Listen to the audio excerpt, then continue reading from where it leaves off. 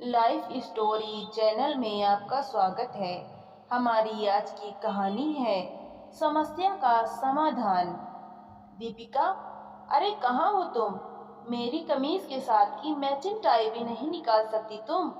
जल्दी करो, नहीं तो देर हो जाएगी मुझे ऑफिस जाने में। सुबह के 7 बजे जतिन की गुस्से भरी कड़कती आवाज पूरे घर में गूंज उठी। जैसे ही ये आवाज दीवारों से टकराकर रसोई में पहुंची, रोटी सेकती दीपिका ने हड़बड़ी में तवा किनारे रखा और अपने कमरे की ओर दौड़ी।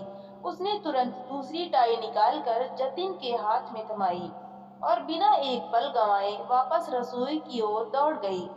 सुबह सुबह उसके पास इतनी मोहलत कहाँ थी कि 2 पल रुककर चैन की सांस भी ले सके। उसकी हर सुबह कुछ यूं ही शुरू होती थी। भोर के 5 बजे से दीपिका का दिन शुरू हो जाता। नहा धोकर वो सीधे रसोई में लग जाती। पहले नाश्ता बनाने की तैयारी करती और फिर बच्चों को तैयार करके उन्हें नाश्ता खिलाती। इतने तक पति भी तैयार हो जाता तो उसे नाश्ता खिलाने के साथ साथ सासू माँ का नाश्ता बना कर भी उन्हें दे देती। और यह सब करते करते उसका भी ऑफिस जाने का समय हो जाता था। एक बहुत बड़ी मल्टीनेशनल कंपनी में अच्छे पद पर थी दीपिका।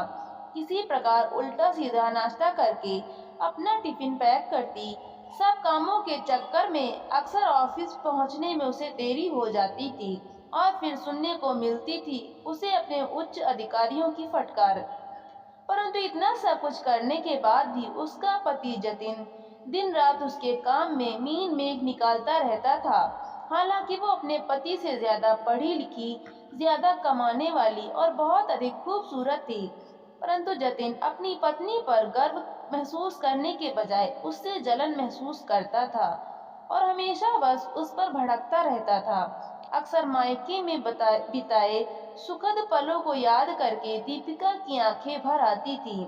माता पिता की दुलारी हुआ करती थी। 3 बहनों में सबसे छोटी थी, लेकिन सबसे सुंदर और पढ़ने में बहुत तेज।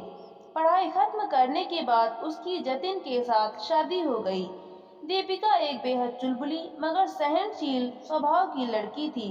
विवाह पश्चात उसने स्वयं को अपने ससुराल के वातावरण में ढाल लिया था, परंतु जतिन थोड़े रूखे स्वभाव का था। उसका ऐसा स्वभाव देखकर वो भी कभी कभार उदास हो जाती थी, परंतु सास से उसकी अच्छी बनती थी। धीरे धीरे समय बीतता गया और वो 2 प्यारे से बच्चों की मां बन गई। परंतु परिवार बढ़ने के साथ साथ खर्च भी बढ़ने लगे। जतिन की तनख्वाह कुछ खास नहीं थी, मुश्किल से घर खर्च ही चल पाता था। इसलिए दीपिका ने अपनी सास की सहमति लेकर नौकरी के लिए इंटरव्यू दिया। उसकी अच्छी पढ़ाई लिखाई के कारण तुरंत ही उसकी एक कंपनी में नौकरी मिल गई।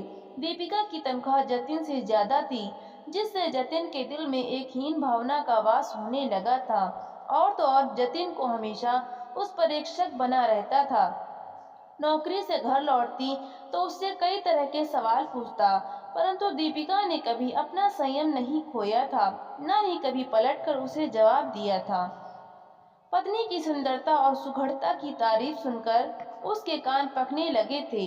वहीं दीपिका की कर्तव्य निष्ठा और बेमिसाल प्रतिभा ने उसे कार्य क्षेत्र में भी जल्द ही सफलता का स्वाद चखा दिया। कुछ ही महीनों में उसे नौकरी में तरक्की भी मिल गई। अब तो जतिन के भीतर का शक, जो अब तक धुआं बनकर धीरे धीरे सुलग रहा था, तेज लपटों में तब्दील हो गया। फिर मन में विचार उठने लगा, कहीं मेरी पत्नी इतनी ऊंचाई न छू ले कि लोग मुझे दीपिका का पति कहकर बुलाने लगें। यह सोचकर जतिन के पुरुष अहंकार को भीतर तक हिला देती थी।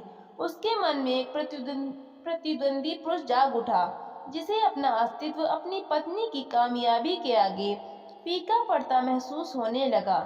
उसकी गलतियां निकालकर उसे जलील करना, उसकी बातों को काटना, हर छोटी बड़ी बात पर चिल्लाना अब उसकी आदत बन चुकी थी। घर में आए दिन जतिन की गुस्से भरी आवाजें गूंजती थीं। दीपिका को किसी न किसी बहाने अपमानित करना जैसे उसकी दिनचर्या का हिस्सा बन गया था। दोनों बच्चे भी यह सब देखकर सहम जाते। वे अपनी माँ को चुपचाप काम करते हुए देखते और मासूमियत से पूछ बैठते, माँ, पापा आप पर इतना क्यों चिल्लाते हैं? आप तो दिन भर काम करती रहती हो, हम सबका इतना ख्याल रखती हो, फिर पापा आप पर गुस्सा क्यों रहते हैं? दीपिका के पास उनके इस सवाल का कोई जवाब नहीं था। उसकी आंखों में बस एक सूनी पीड़ा तैर जाती और वो बच्चों को स्नेह से अपने सीने से लगा लेती। फिर एक दिन उनके बेटे का जन्मदिन आया।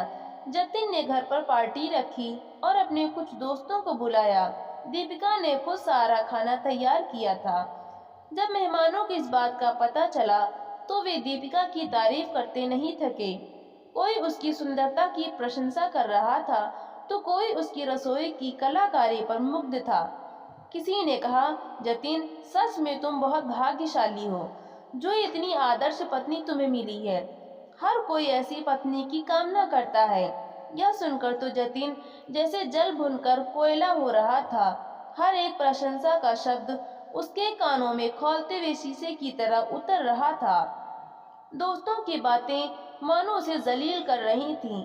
वो वहां खड़ा खड़ा पत्नी की सुंदरता और सामर्थ्य की प्रशंसा से जलता जा रहा था। उसकी आंखों में ईर्ष्या की ज्वाला और गहरी होती जा रही थी। उस समय तो उसने कुछ नहीं कहा, परंतु जब पार्टी खत्म हुई, मेहमान विदा हुए और सारा काम निपटा कर थकी हारी दीपिका ने जैसे ही कमरे में कदम रखा तो जतिन तंज भरी मुस्कान के साथ व्यंग्य कसते हुए बोला, वाह, आज तो तुमने सच में अपना कमाल दिखा दिया। अपनी सुंदरता का ऐसा जलवा बिखेरा कि मेरे सारे दोस्त बस तुम्हारी ही तारीफों की पुल बांध रहे थे। वो तो तुमसे नजरें हटा ही नहीं पा रहे थे।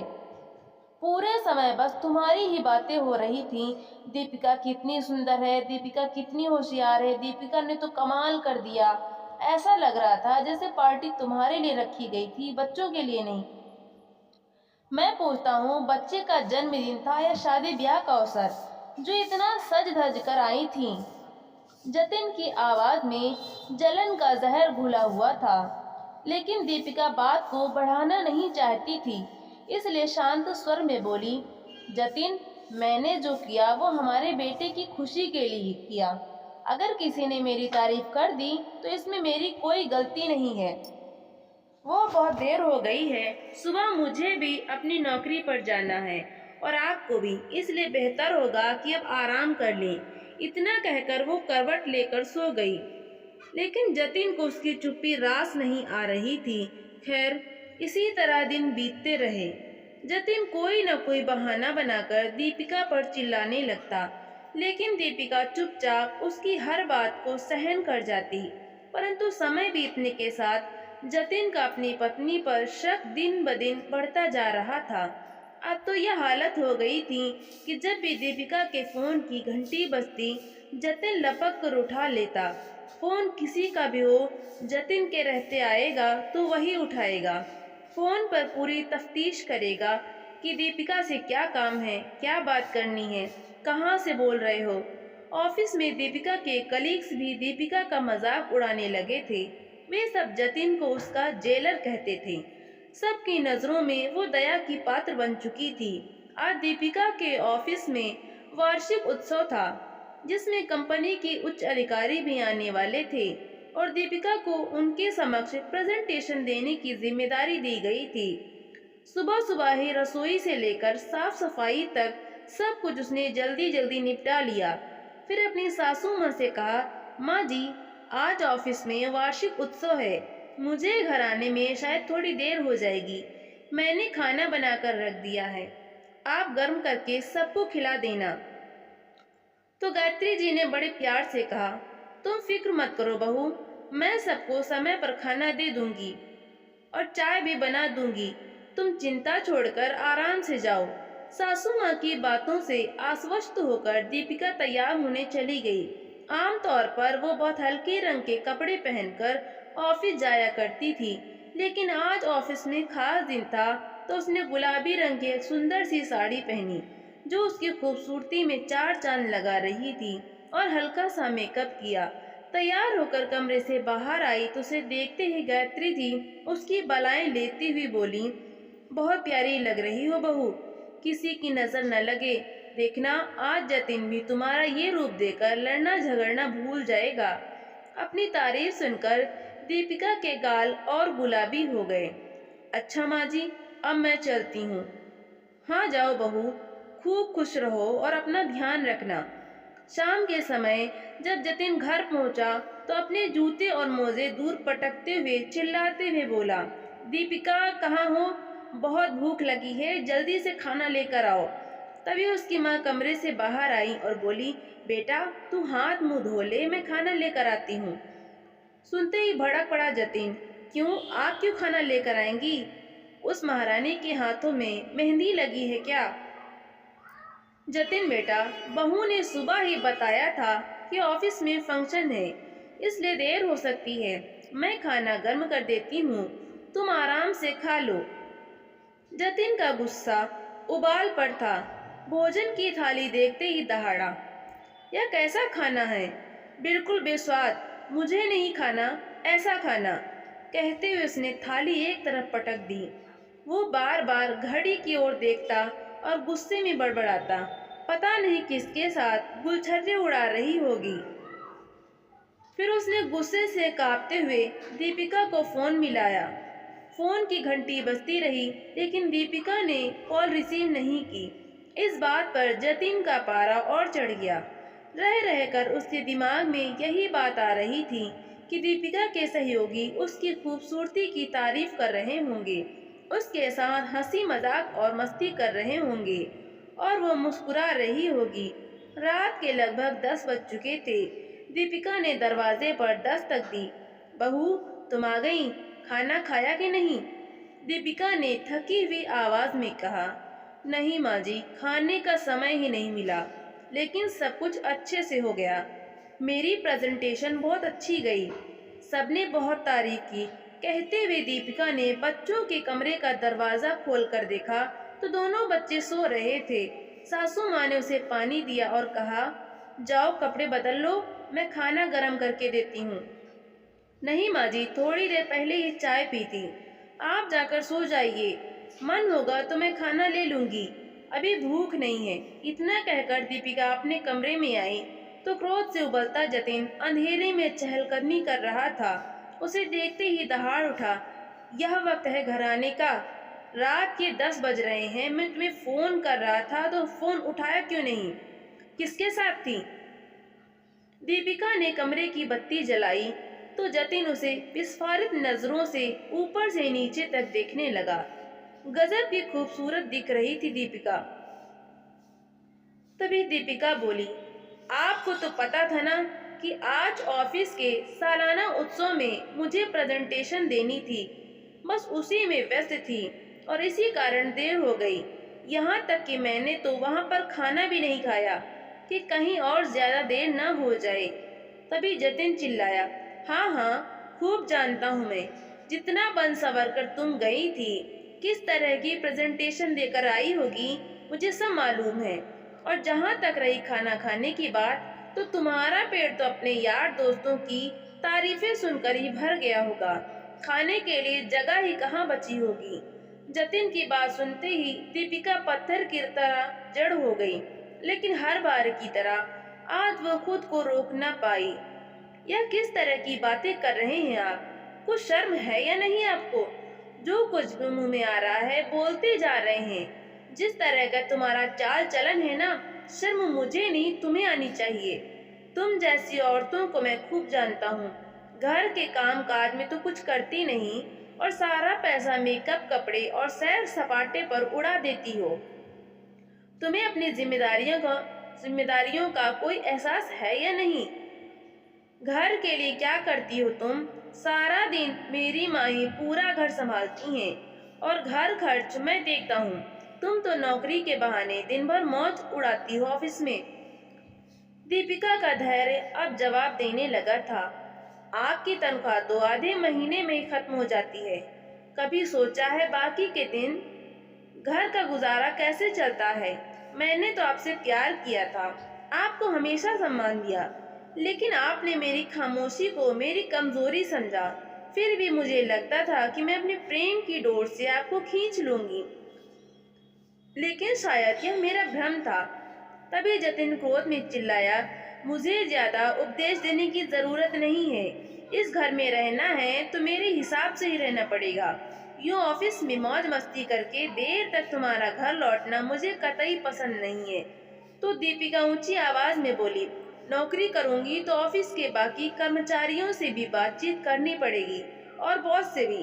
बॉस कहेंगे तो देर तक काम भी करना पड़ेगा और अपनी नौकरी मैं नहीं छोड़ सकती। हाँ हाँ, तुम क्यों छोड़ने लगी नौकरी? घर बैठकर तुम्हें वो मौज मस्ती थोड़े न मिलने वाली है। जतिन की इस बात पर दीपिका ने भरी आंखें लिए कहा, आपने हमेशा मुझे नीचा दिखाने की कोशिश की है। उसके बावजूद अगर मैं तरक्की कर रही हूँ तो आपके अहम को चोट पड़ने लगी। लेकिन आपने कभी यह नहीं सोचा कि यह दोहरी भूमिका निभाने में मुझे कितना कष्ट उठाना पड़ता है। घर के काम में कमी हो तो आप चिल्लाते हैं, ऑफिस में देर हो तो बॉस की फटकार सुनने को मिलती है। घर खर्च चलाने के लिए पैसे कम पड़ जाते थे, इसलिए नौकरी करनी शुरू की थी मैंने। लेकिन ऑफिस से लौटने में जरा सी भी देर हो जाती है तो आप मुझे शक की निगाह से देखते हैं। लेकिन जब आप घर देर से लौटते हैं तो मेरे मन में तो ऐसे घटिया विचार नहीं आते। बहुत जुबान चलने लगी है तेरी। आज तेरी अकल ठिकाने ना लगाई तो मेरा नाम भी जतिन नहीं। कहते हुए जतिन जैसे ही दीपिका पर हाथ उठाने लगा, उसी समय उसकी माँ गायत्री जी अंदर आई। उन्होंने दीपिका की ओर देखा, जिसकी आंखें रो रो कर लाल पड़ चुकी थीं। गुस्से भरे लहजे में गायत्री जी बोली, जतिन, ये क्या तमाशा है? मेरी बहू पर हाथ उठाएगा तू? शर्म आनी चाहिए तुझे। हर वक्त तू जिस पर चीखता चिल्लाता रहता है, पत्नी है तेरी, कोई नौकरानी नहीं। और फिर आज उसने ऐसा क्या गलत कर दिया? बेचारी दिन भर काम करके थकी हारी आती है और तू आते ही उस पर बरस पड़ता है। माँ को दीपिका की तरफदारी करते देख जतिन भड़क उठा। माँ, आप हर बार इसे ही सही ठहराती हैं। आपको इसमें कोई कमी नजर ही नहीं आती, लेकिन आप नहीं जानती इसकी असलियत क्या है। गायत्री जी गुस्से में कांपने लगी। असलियत? असलियत ये है कि तुझे अपनी पत्नी की कामयाबी बर्दाश्त नहीं हो रही। असलियत ये है कि तू उसके हर काम में मीन मेख निकालता है। तू उसे सराहने की बजाय उसकी मेहनत को जलील करता है, उसके चरित्र पर सवाल उठाता है। जतिन अपनी माँ की बात सुनकर और भड़क गया। माँ, आप बीच में मत पड़ो, ये हम दोनों के बीच का मामला है। आप बस अपना काम करो। बिल्कुल नहीं, मैं चुप रहकर ये सब नहीं देख सकती। मेरी बहू बहुत मेहनती और संस्कारी है, सख्त लहजे में गायत्री जी ने कहा। फिर अपनी बहू का हाथ पकड़कर बोली, चल बहू, तेरे लिए ये जगह सुरक्षित नहीं है। आज रात तू मेरे कमरे में सोएगी। जतिन गुस्से में पागल हो चुका था। हाँ, ले जाओ इसे, मुझे कोई जरूरत भी नहीं है इसकी। दीपिका गायत्री जी के साथ उनके कमरे में चली गई। बहू, तू मेरी बेटी जैसी है। मैं जानती हूँ जतिन ने तुझे बहुत तकलीफ दी है, लेकिन तू चिंता मत कर, मैं तेरे साथ हूँ और हमेशा तेरे साथ ही खड़ी रहूंगी। रात भर दीपिका सोचती रही, अगर जतिन के लड़ाई झगड़े और शक करने की आदत से तंग आकर नौकरी छोड़ भी दूं, तो क्या भरोसा कि उसके व्यवहार में अंतर आएगा। क्या वो फिर किसी बात का बतंगड़ नहीं बनाएगा? लड़ने वाले को तो बहाने की भी जरूरत नहीं होती। अगली सुबह हुई। जतिन की आवाज सुबह के सन्नाटे को तोड़ते हुए घर में गूंज रही थी। दीपिका, चाय बना रही हो या सो रही हो? जल्दी करो, मुझे ऑफिस के लिए देर हो रही है। लेकिन आज दीपिका की तरफ से कोई जवाब नहीं आया। जतिन ने गुस्से में आकर रसोई घर में जाकर देखा, लेकिन दीपिका वहां नहीं थी। बच्चों के कमरे में झांका, लेकिन वहां तो बच्चे सो रहे थे। कमरे में यहाँ वहां नजर दौड़ाई तो सिर्फ उनके बिखरे हुए खिलौने ही दिखाई दिए। फिर माँ के कमरे में झांकते हुए बोला, माँ, दीपिका कहाँ है? गायत्री जी ने कहा, अपने कमरे में होगी या फिर सुबह जल्दी उठकर शायद काम में लग गई होगी। नहीं माँ, मैंने पूरा घर देख लिया है, वो कहीं नहीं है। जतिन की आवाज में गुस्सा तो था, पर उसके भीतर एक अनकही चिंता भी झलक रही थी। गायत्री जी कुछ समझ नहीं पा रही थी। उनके चेहरे पर चिंता की लकीरें खिंच गईं। फिर बोली, कहीं वो घर छोड़कर तो नहीं चली गई?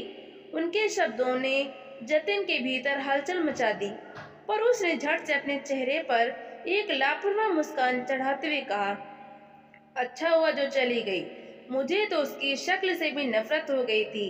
अब शांति से जी तो सकूंगा। परंतु मन ही मन जतिन परेशान था। उसने सपने में भी नहीं सोचा था कि बात इतनी बढ़ जाएगी। वो तो हमेशा की तरह दीपिका को नीचा दिखाना चाहता था और अपने अहंकार को संतुष्ट करना चाहता था। परंतु वो ऐसा भी कदम उठा सकती है, उसने कल्पना नहीं की थी।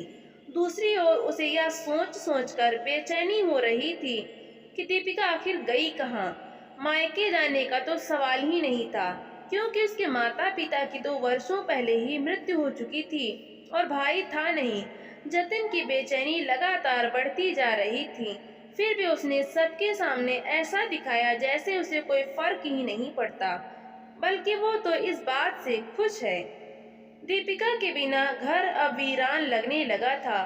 पहले जहां हर सुबह नाश्ते की महक और बच्चों की खिलखिलाहट गूंजती थी, वहां अब एक ठंडा सन्नाटा पसरा हुआ था। बच्चों की मुस्कुराहट कहीं दूर चली गई थी। गायत्री जी को सुबह सुबह उठकर बच्चों को तैयार करना पड़ता था। सुबह सुबह की भाग दौड़ में हिम्मत जवाब देने लगती। उधर बच्चों की बस का समय हो जाता तो जल्दी जल्दी में वो दोनों बच्चों और जतिन के टिफिन में ब्रेड टोस्ट डाल देती। जतिन, जो पहले दीपिका के बनाए गर्मा गर्म पराठों में मीन मेघ निकालता था, अब चुपचाप ब्रेड खा लेता। कई बार भूखा ही ऑफिस चला जाता और कैंटीन में कुछ उल्टा सीधा खा लेता।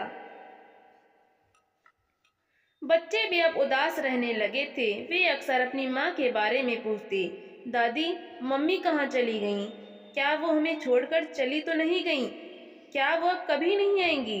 गायत्री जी उन्हें दिलासा देते हुए कहती, नहीं बेटा, मम्मी जल्दी वापस आ जाएंगी, वो कहीं काम से गई हैं। कहते कहते उनका मन भी भारी उठता।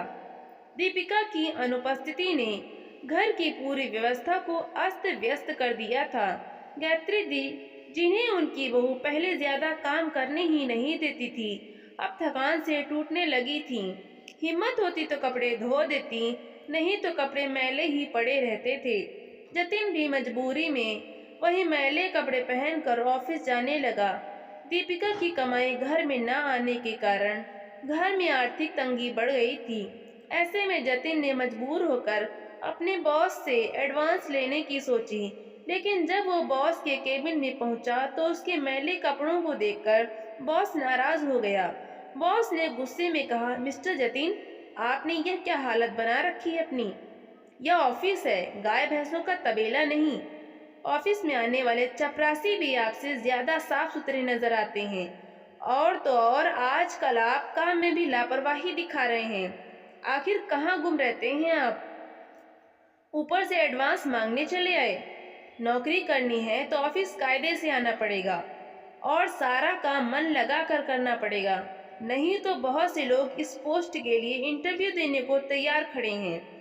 बॉस के डांट फटकार सुनकर जब जतिन घर लौटा तो सामने बच्चों का फूला हुआ चेहरा नजर आया। क्या हुआ बेटा, उदास क्यों बैठे हो?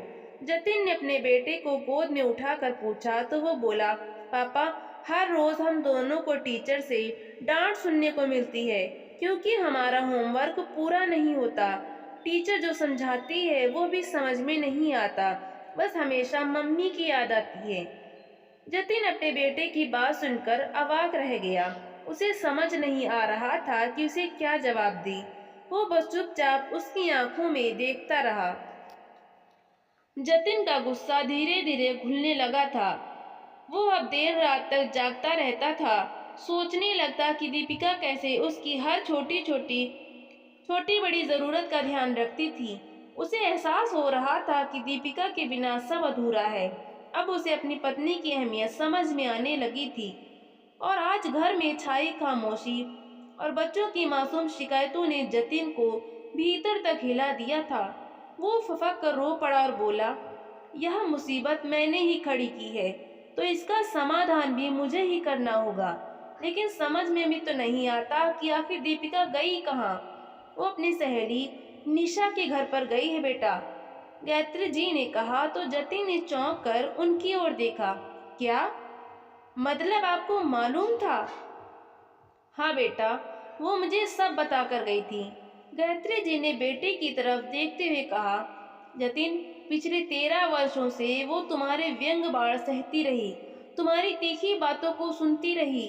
वो घुट घुट कर जीने को मजबूर थी। तुमने कभी उसकी मेहनत को सराहा नहीं, बल्कि हमेशा उसकी हर बात में मीन मेख निकाली। फिर भी वो चुप रही। लेकिन उस दिन अपने ऊपर लगे लाछन को वो सहन न कर पाई। अपनी जहरीली बातों से तुमने उसका दिल इस कदर घायल कर दिया था कि वो भीतर तक टूट चुकी थी। जब मैं उसे रात में अपने कमरे में लेकर आई थी, तो वो रात भर जागती रही। तुम्हें उसके आंसुओं से शायद कोई फर्क नहीं पड़ता था, लेकिन मैं देख पा रही थी कि उसके भीतर कितना दर्द है। मैं नहीं चाहती थी कि वो यहाँ घुट घुट कर जिए। इसलिए जब उसने घर छोड़ने का फैसला लिया, तो मैंने उसके फैसले में अपनी रजामंदी दी, ताकि वो सुकून से रह सके। और ये भी कहा कि अपने जीते जी मैं बच्चों पर कोई आंच नहीं आने दूंगी। माँ की ये बात सुनकर जतिन के चेहरे पर पछतावे की लकीरें उभरने लगीं। वो धीमी आवाज में बोला, माँ, लेकिन आपने मुझे पहले क्यों नहीं बताया? गायत्री जी ने गंभीर स्वर में कहा, तुम्हें क्या फर्क पड़ता है बेटा? तुम तो उसे हर बार गलत ठहराते रहे।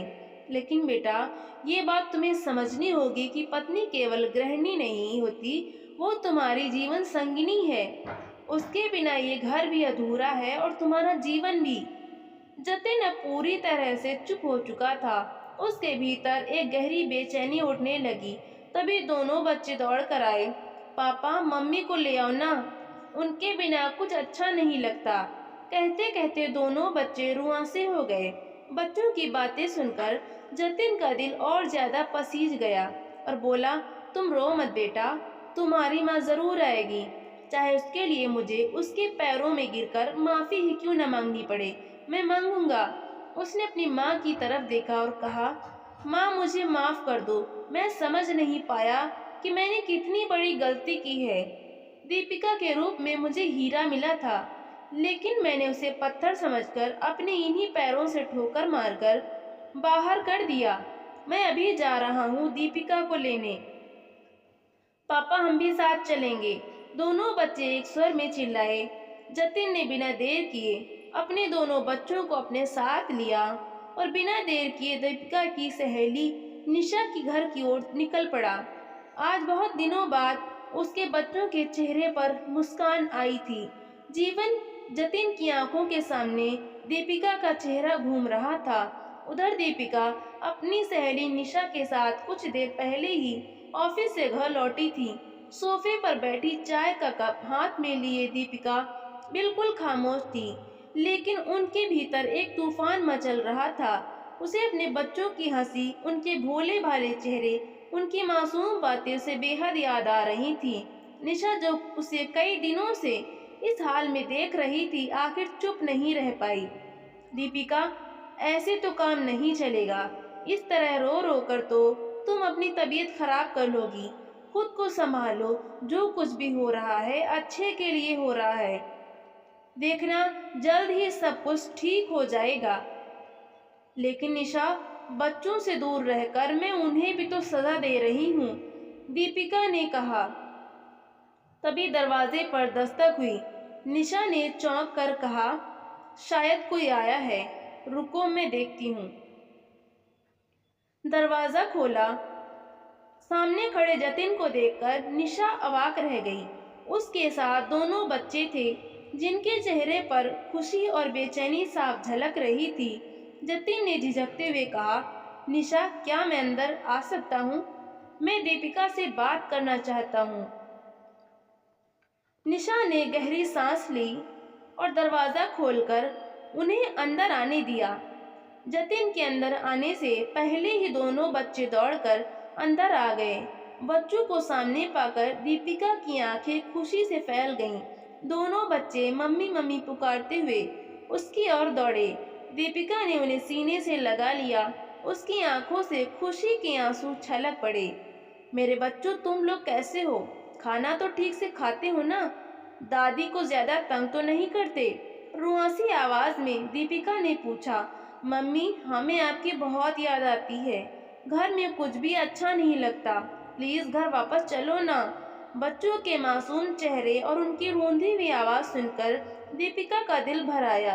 उसने दोनों के गालों को चूमते हुए कहा, मुझे भी तुम्हारी बहुत याद आती है। पर हालात ही कुछ ऐसे थे कि दीपिका फूट फूट कर रो पड़ी। तभी दीपिका की नजर जतिन पर पड़ी, जो सामने खड़ा माँ और बच्चों का यह मिलन देख रहा था। दीपिका को हैरानी तो इस बात पर हुई कि जतिन की आंखें आंसुओं से भरी हुई थी। फिर जतिन ने गहरी सांस लेकर कहा, दीपिका, मुझे पता है कि मैंने बहुत बड़ी गलती की है। मैं बस यह कहने आया हूँ कि मुझे माफ कर दो।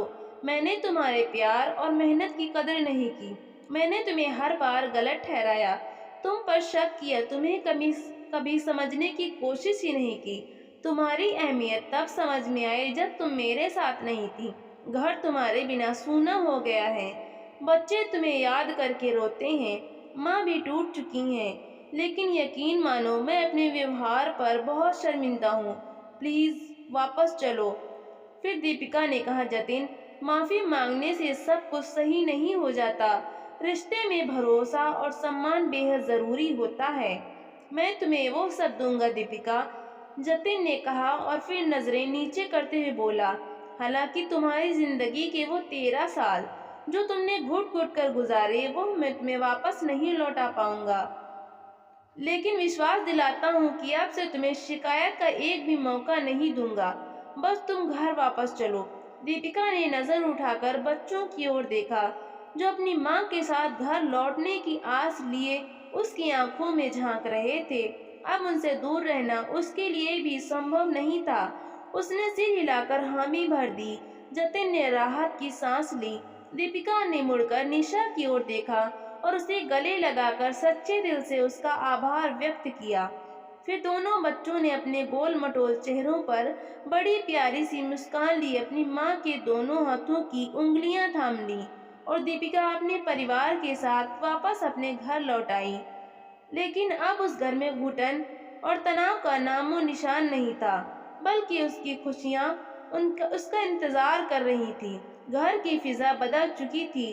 जतिन ने सच में खुद को बदलने का हर संभव प्रयास किया। दीपिका को वो प्यार और सम्मान दिया जिस पर एक पत्नी होने के नाते उसका हक बनता था। बच्चों के चेहरों पर मुस्कान लौट आई थी और घर की हवा में वहां रहने वाले सदस्यों की बेपरवाह हंसी गूंज रही थी। तो दोस्तों, आपको ये कहानी कैसी लगी? लाइक करें, शेयर करें और कमेंट करके हमें ज़रूर बताएं और चैनल को सब्सक्राइब करना बिल्कुल भी ना भूलें। तो मिलते हैं हम अगली नई कहानी के साथ। बहुत बहुत धन्यवाद।